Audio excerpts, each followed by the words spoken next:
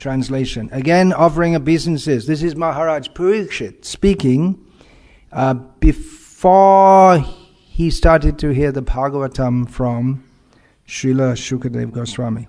So he's speaking to the Brahmanas who are present. You may remember that when Maharaj Parikshit took his vow to fast until death on the bank of the Ganges or Yamuna, that many rishis and other great persons from all over the universe came, so he's addressing them. Again offering obeisances unto all you Brahmanas, I pray that if I should again take my birth in the material world, I will have complete attachment to the unlimited Lord Krishna, association with his devotees, and friendly relations with all living beings.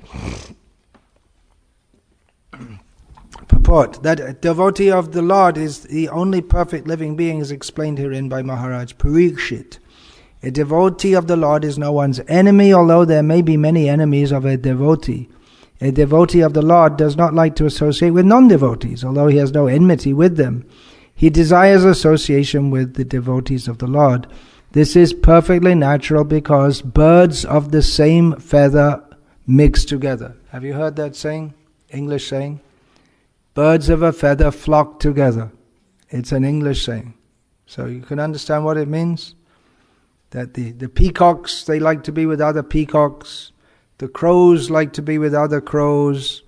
What other kinds of birds do you get here? You get some waterfowl, the birds that go on the water. They like to be together. They're not all mixed up. So birds of the same feather flock together. So that's used in relationship to humans also. Devotees like to mix with devotees. That's the point being made here. Drunkards like to mix with drunkards. Thieves and rogues like to mix with each other. So birds of a feather flock together. And, continuing the purport, and the most important function of a devotee is... What's the answer? Could be many answers given, but the essence of it all, Srila Prabhupada writes, the most important function of a devotee is, listen carefully, to have complete attachment to Lord Sri Krishna. That's it, isn't it? That's the central point of being a pure devotee. To Lord Sri Krishna, the Father of all living beings. As a good son of the Father behaves in a friendly way with all his other brothers, so also the devotee of the Lord, being a good son of the Supreme Father, Lord Krishna, sees all other living beings in relation with the Supreme Father. He tries to bring back the upstart sons of the Father to a saner stage and to get them to accept the Supreme Fatherhood of God. Maharaja Parikshit was certainly going back to Godhead, but even if he were not to go back, he prayed for a pattern of life which is the most perfect way in the material world. A pure devotee does not desire the company of a personality as great as Brahma, but he prefers the association of a petty living being, provided he is a devotee of the Lord. So I'm continuing, as from over the last few days, reading verses from Srimad Bhagavatam, and will be from other sources also, about devotees' prayers or desires for their next birth. Generally, it's considered that devotees don't have a next birth, as Srila Prabhupada points out in the purport here about Srila Parikshit Maharaj. That again and again in Gita, Krishna says that the devotees come to me. Janma karma chame devyame vangyo veti tatvataha tyaktva dehang punar janma naiti mam eti sorjuna. Krishna says, one who knows the divine nature one who knows in truth the divine nature of my appearance and activities does not again take birth in this world, but comes to me, O Arjuna. He says that, and he says, Manmana bhavamat bhakto madhyaji mang namaskaru mayam mamai vaishashi yuktvaivam matmanang matparayana. He says that or he orders to always think of me, become my devotee, worship me, bow down to me. Then being completely linked with me, you will certainly come to me.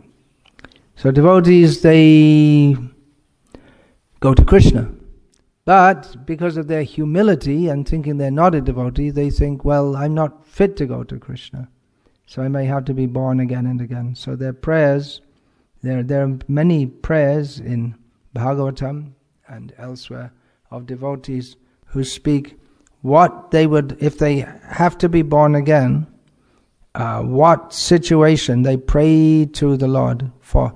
So, if I have to be born again, Parikshit says, may have complete attachment to the unlimited Lord Krishna. This is the essence of being a devotee. Complete attachment to Krishna. Now we may say that demons like Kamsa, they also had attachment to Krishna because they were thinking of him all the time. But that's not really attachment. In one sense it is, but it's the underlying it is the personal desire. That I want to kill Krishna so I can have my sense gratification. So that's not really attachment in the proper sense of the term. Proper attachment is ahaituki, without any personal cause or desire. Only for... Why do we serve Krishna? A pure devotee, for him there's no real... Of course, in Shastra there are so many reasons. The basic reason is that it's our constitutional position to serve Krishna. Jiva Sarupoi Krishna Nityadas. But for a pure devotee, he doesn't think, oh, I'm constitutionally serving of Krishna. Okay, let me serve him. He just automatically, his loving attachment is to Krishna. As I read in a book written by an American woman who had come to an Indian village, and she would ask so many questions of the women. She was a sociologist or something like this. Kind of weird things that people in America do. They become a sociologist and go off to the other side of the world and ask people different questions and then write a report and get a PhD and then teach people. And they've invented so many different ways of wasting their life. So she asked different women, do you love your husband? And most of them, she was surprised. Now, most of them never even thought of the question. They never thought, do I love my husband? It's just like, I suppose it's, that concept isn't there so much. It's in Indian culture. It's not based on love, based on one's own sense gratification. I tried to explain this recently in America in a college program, and I got such a response that it's like if I told them, okay, now in the Hare Krishna movement we believe all you students should be tied up and shot dead. I might have got even a better response. There's the idea that the wife and the husband, the wife is a subordinate, that was the real thing. And I said the wife is subordinate to the husband. Whew. I'm still alive to tell the story. But anyway, this they think about it and they say, yes. And then why? And the answer is, well, because he's my husband. And she thought that was the most stupid answer possible. But when there's actual attachment, then you don't think about it. Well, I love my husband, this, and that. It's just there. It's just a fact. You're living it. It's just, why do you breathe air? Well, I breathe air because there's lots of oxygen in it, and when I breathe it in, it reacts with my system and gives energy, and if I don't, you don't think about it, you just do it. So, pure devotees of Krishna, they're attached to Krishna automatically. That's the real meaning of ahaituki. Ahaituki means without any personal motive, and it also means just, it's so natural to one that you don't even think why. Of course, at the philosophical level, one should think why. In this material world, we should think why. And in the spiritual world, we may also praise Krishna. That you are the greatest, we like to serve you, but at the highest level, in Vrindavan, that thought is gone. Not a stage to be jumped into prematurely. So, Parikshit prays for complete attachment to the unlimited Lord Krishna, association with his devotees. We'll find this is prayed for again and again. Vritrasura. We read yesterday about Vritrasura. He prayed for that. And friendly relations with all living beings. Now, Parikshit Maharaj, he was about to leave the world because the scenario that led up to that was that he was cursed by Shringi, who was the son of Shamika Rishi, because Parikshit, being impelled by the external energy of the Lord, acting on, because the external energy doesn't act on the pure devotees, but just for creating a situation in which the Srimad Bhagavatam could be spoken, he had apparently insulted Shamika Rishi. Swagatam, Swagatam. Please come. Suswagatam. Please decorate these plastic chairs with your august presence. And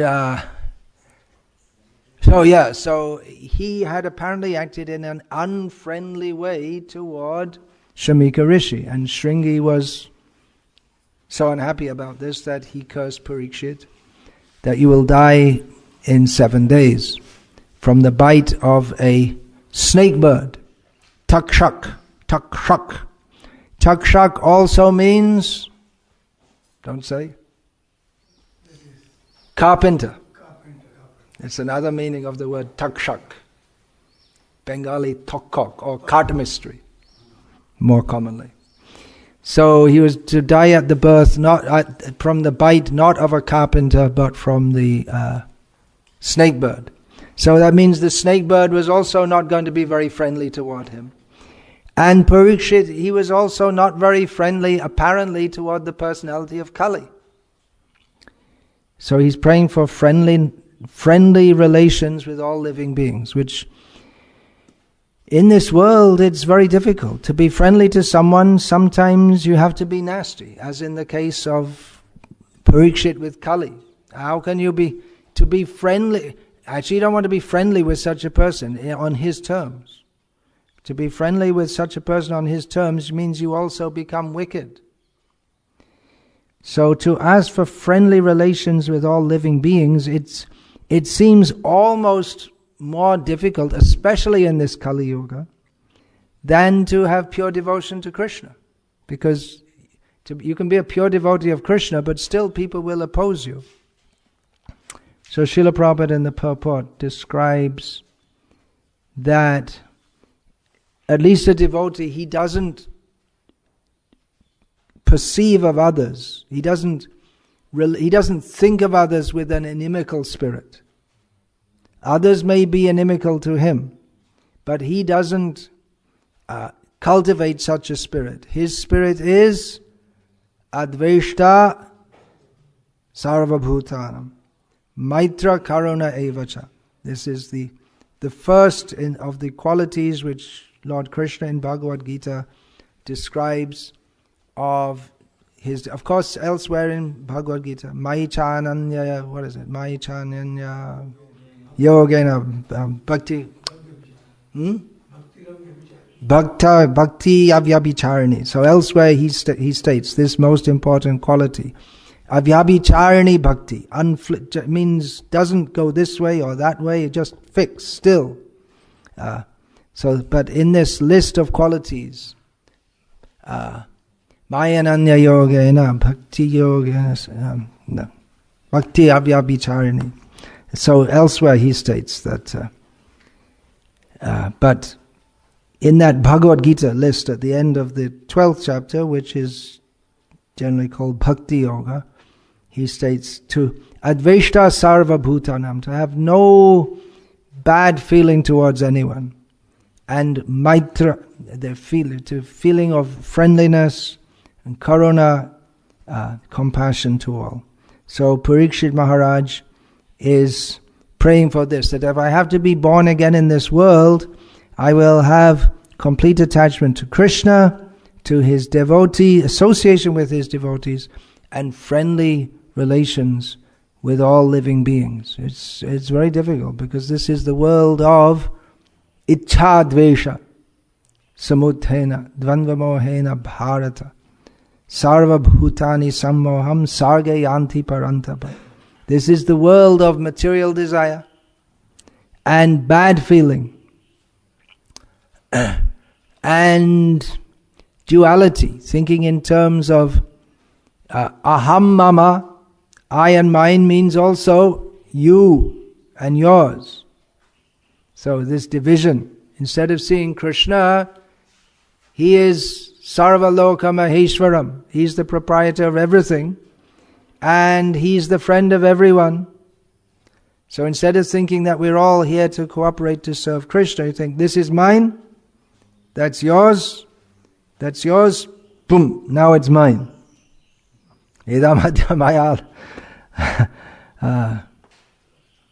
What is it? My brain is... Idamadhyamayalabdam bhushyati punada. Yeah, I will conquer others, and I've got so much and I'll get more. So this feeling in this material world gives rise to bad feeling, and it's particularly prominent in Kali Yuga, although it wasn't wholly absent at any time in the history. When we say history, we don't mean this history like they'll teach you in the school. History, Purana means the history of the universe. So it goes back to the Shrishti, the creation of Brahma, and before that, even before the creation. So we find even at the very beginning, when Brahma, even before the creation, what happens if you get too much of this wax in your ear? What happens? Well, what happened with Brahma? Two demons called Madhu and Kaitav. They came out of his dirty earwax. So we're told. And they attacked him. So even before the creation, this material existence is full of bad feeling. But devotees, they are cultivating good feeling towards others. But that good feeling is clearly on the basis of relationship with Krishna. To try to have good feeling towards others, without that, it won't work. Just like, for instance, there was one gentleman, or not so very gentle, by the name of Adolf Hitler, who wanted to promote good feelings for all the German people.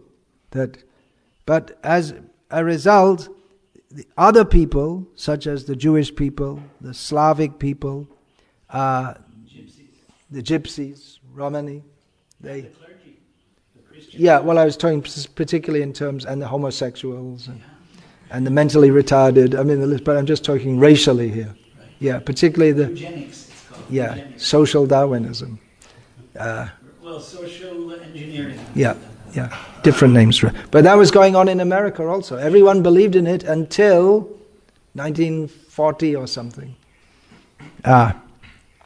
So his idea, will be friendly with the Germans, but then you're unfriendly with the non-Germans. He wanted to be friendly with the British because he thought they're the same kind of people. But they were descended from Germany. Yeah, but it's all... so that's the idea. And I was just reading recently, there's a book by, who is that? Who wrote that book? Utopia? Was it HG Wells? And in Utopia, he had this idea also that the yellow man, the brown man, the black man, they'll all be all killed. Oh. Because in Utopia, there's the culling of elephants in right. There's only white men. Kill them all. There's only white men. Kill them all and make a new ecological problem in the name of solving one problem. So friendship with all living beings in this material world. I love you means I hate someone else. I love this beautiful girl, therefore I hate the other person who's trying to seduce her.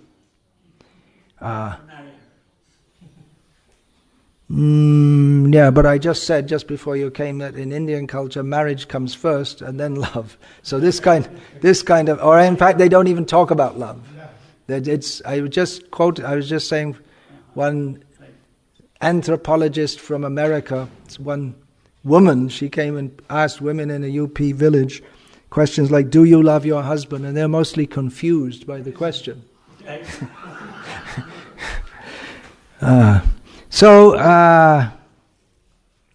Friendship with all living beings, but on the basis that the center is Krishna.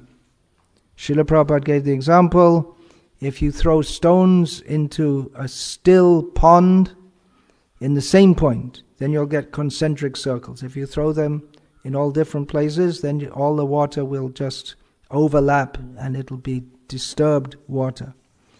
So the center should be made Krishna. Once someone said to Srila Prabhupada, I love you. This was some kind of, people, I love you. I love. Very cheaply they say, as if it's such a...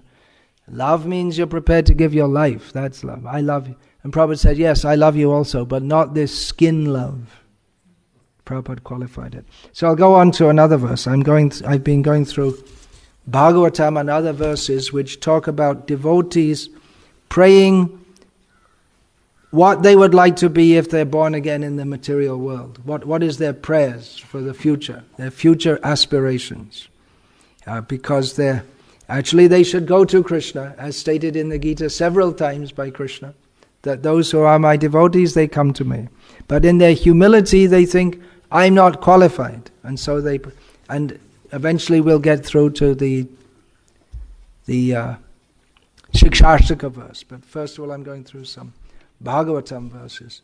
So this is from Canto 4 of the Bhagavatam, chapter 30, text 33, spoken by the Prachetas.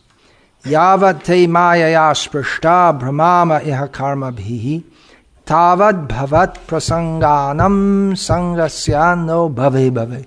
Bhave bhave. Have you heard this term? It means getting born again and again. Bhava is the material world. Yeah. Janmani. Yeah. In all my janmas. Getting, actually, that just reminds me, at the end of the Bhagavatam, this comes also. The Nam sankirtanam yasya sarva papa pranama. Pranamo dukkha shamanas tam namami. The verse before that, the penultimate verse says bhave bhave. I'll just write that, which I don't remember just now, but I do remember it says that. Very beautiful verses.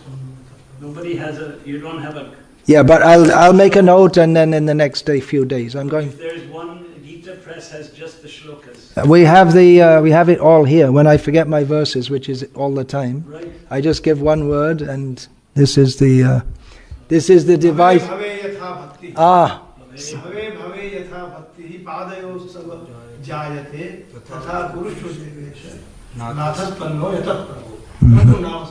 Yeah. I'll get through to that. I just made a note. So this is the latest device for spoiling people's intelligence. Instead of remembering, you just look it up. Your eyes also. Yeah. And your chitta also. Anyway, the Prachetas pray. Dear Lord, as long as we have to remain within this material world due to our material contamination and wander from one type of body to another and from one planet to another, we pray that we may associate with those who are engaged in discussing your pastimes. We pray for this benediction life after life in different bodily forms and on different planets. So that's Srila Prabhupada's, we could say, Bhavart. It's not directly stated, I don't think, in this, in different bodily forms and different planets, but it's expanded from it's understood. As all the commentators and translators, they all do that. Sometimes people they say, well, Prabhupada's translations, they're not exactly, but no one does it exactly. But they all bring out, every commentator, they bring out the meaning. That's the Shastric tradition. So it sounds almost contradictory, because the Prachetas, they say that we like to associate in future births because we're materially contaminated. Actually, they're pure souls. But they pray that because we're materially contaminated, we must get born again and again. But we pray that we'll associate with those who are discussing your pastimes. But if you associate with people who are discussing Krishna's pastimes, then you go to Krishna. Because Janma karma cha me devyame vangyo veti tattvataha tyaktva dehang punara janma naiti mameti sochuna. You don't get born. If we understand Krishna, the transcendental nature of his birth and activities, we don't get born again. So it sounds almost contradictory, but it's on the one hand they're expressing their pure devotion in as much as they say we're not qualified. On the other hand, another symptom of their pure devotion is that they only want to associate with pure devotees. So it's a paradox in the nature of pure devotion that the greatest devotee thinks himself to be very fallen. That's Sarvotam apanake mane trinadham. In Chaitanya Charitamrita it's stated. Who's the best of all, he thinks himself to be lower than the grass. So another verse, coming from the famous prayers of Lord Brahma, in the 10th canto, chapter 14, after Lord Brahma had stolen Krishna's calves and cowherd boyfriends, and then he repented upon seeing, he was thinking that I'm the great Brahma, and I'm born from Narayana. Who else could I be born from, being such a great person? I'm the creator here in this world, so everyone's subordinate to me. Who else could I be born from but Narayana? And I thought, I went to Narayana, I prayed to him to come, and he said he would come, and then he was born as the son of Vasudeva and Devaki, and he had 4 hands. And then he went to Vrindavan. I wasn't watching, something must have happened in the meantime, because he's just running around like a cowherd boy.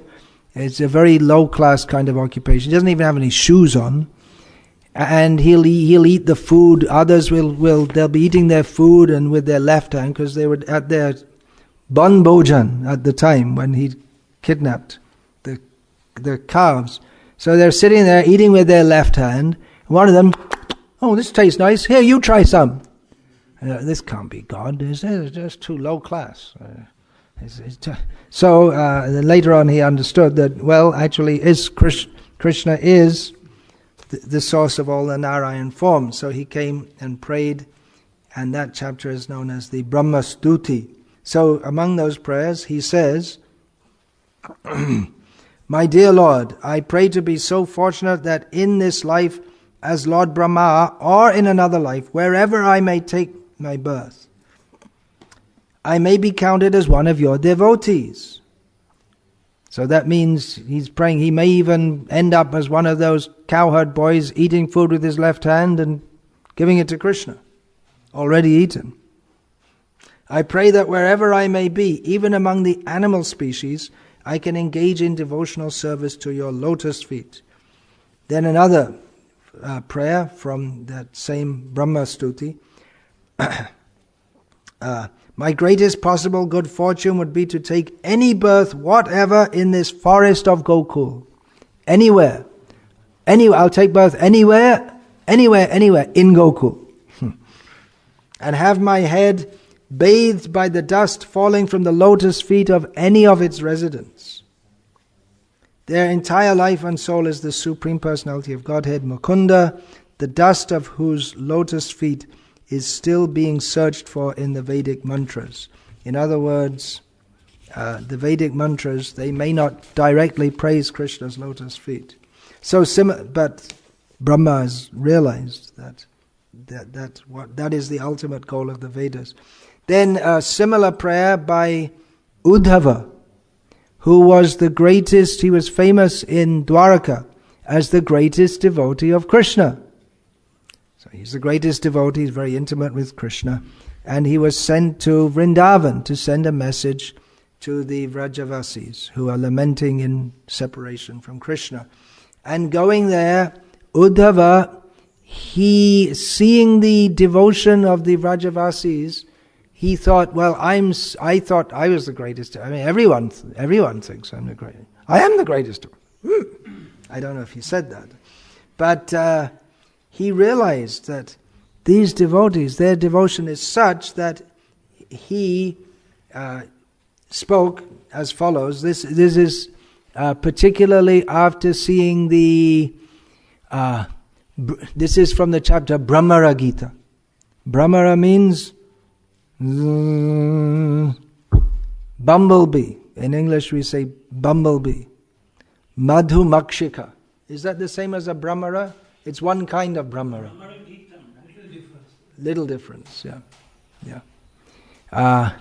And also, I don't know, I shall have to ask our Sanskrit scholar here. Brahmara also gives the idea of, this is my speculation here, that the mind of Radha who is praying this, her mind is also confused. She's confused by prem. So, Uddhava says, Asamaho charana renu jusham mahang syam. Vrindavane, would you like to say? Gulma lato shadhim ladhinam. Ya dusjajang svajanang arya patang chahitva. Bhejur mukunda padaving shruti vimrigyam. This is for those who specialize in Bhakti Shastra. This is one of the important verses because it has a very important message and a very sweet message also. Uddhava says that the gopis of Vrindavan, this is Bhavanuvada. The gopis of Vrindavan have given up the association of their husbands. That means Arya Patam Chahitva, having given up the path of respectable people, means they gave up the path and they gave up their husbands who are supposed to be Arya. In Vedic culture, the wife sometimes addresses the husband as Arya Putra, Arya, just like that. Yeah. So coming in a respectable family. So they have given up the association of their husbands, sons, and other family members who are very difficult to give up, dusjaja. And they have forsaken the path of chastity to take. For a woman, there's nothing lower than that. She can steal, she can lie, but if she gives up the path of chastity, this is according to Vedic culture or human culture, not according to Bollywood culture, which is actually Hollywood culture. It's actually imported from the West and given some Indian masala, but it's the same thing. It's like in the West they have fried chicken, and in India they have chicken tikki. They put some spices, but it's the same thing, more or less. They have same degraded thing. So they've forsaken the path of chastity to take shelter of the lotus feet of Mukunda, Krishna, for which one should search for by Vedic knowledge. Actually, of course, that's the highest chastity, to be at the shelter of Krishna. Oh, Uddhava prays, let me be fortunate enough to become one of the bushes, creepers, or herbs in Vrindavan, because the gopis trample them and bless them with the dust of their lotus feet. So what would you like to be in the beginning of this series of talks, I spoke about one survey in which some people said they'd like to be in their next life a horse, a dog, a snake. And Uddhava prays, I would like to become some bush or grass. What would you like to be? I think I'd like to be a bush. But in Vrindavan, in the Vrindavan forest. Because some point the gopis may come and then they'll put their feet on me. Because as Uddhava, they won't do that. They won't put their feet on his head. He wants that. But they won't do it. Because, so the purport here. Sri Uddhava here shows the perfect Vaishnava attitude of humility. He does not pray to be equal to the gopis in their exalted stage of love, but rather to take birth as a bush or creeper in Vrindavan, so that when they walk upon him, he will get the dust of their feet and thus be blessed. The shy gopis would never agree to give such blessings to a great personality like Uddhava.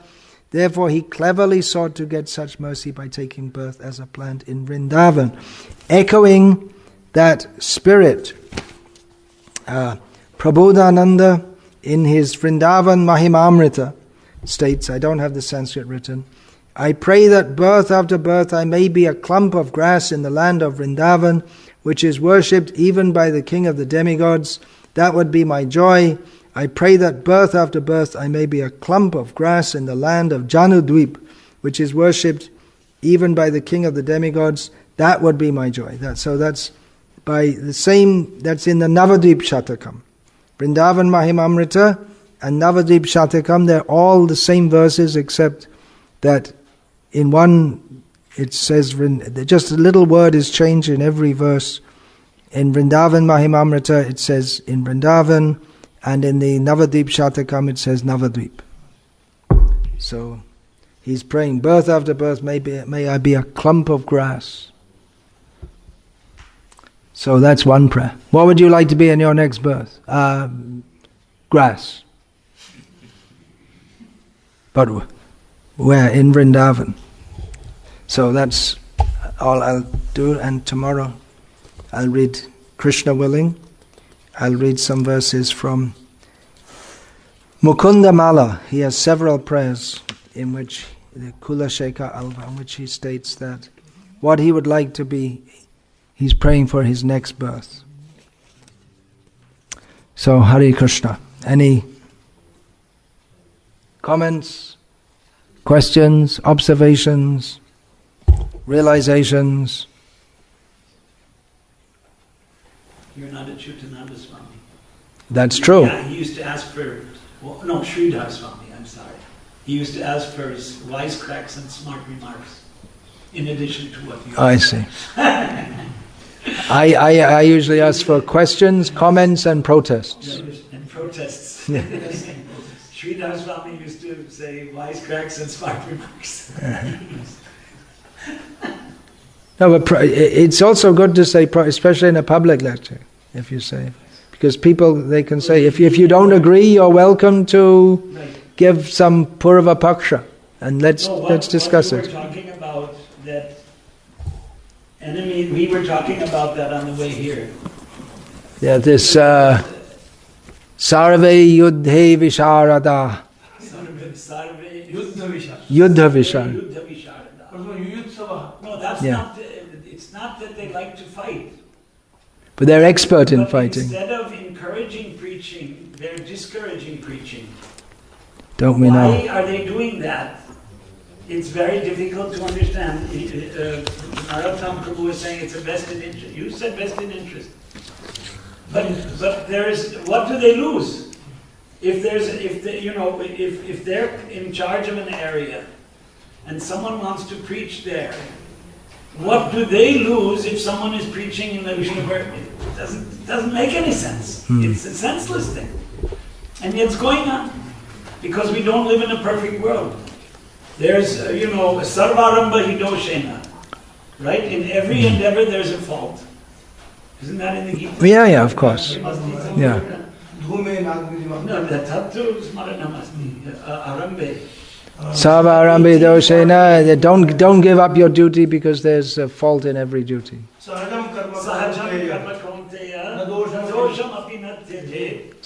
Aramba Hidoshena.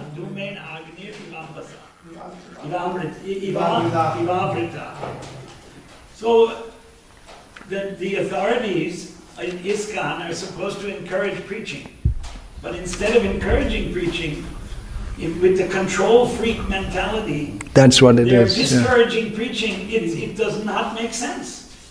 And this has been going on for years. And what do you do? What is the solution? We should put our heads together to think of a solution. One way is to make a mass protest, like, a big petition, which is going on right now. We talked about it. I know something. I was there a week or so ago. You thought that I wrote to you because you were there, but actually I didn't realize when I wrote to you that I was there. Then that's one way of doing it. But then there might be other ways, like meeting them and talking to them directly. I'm not very hopeful.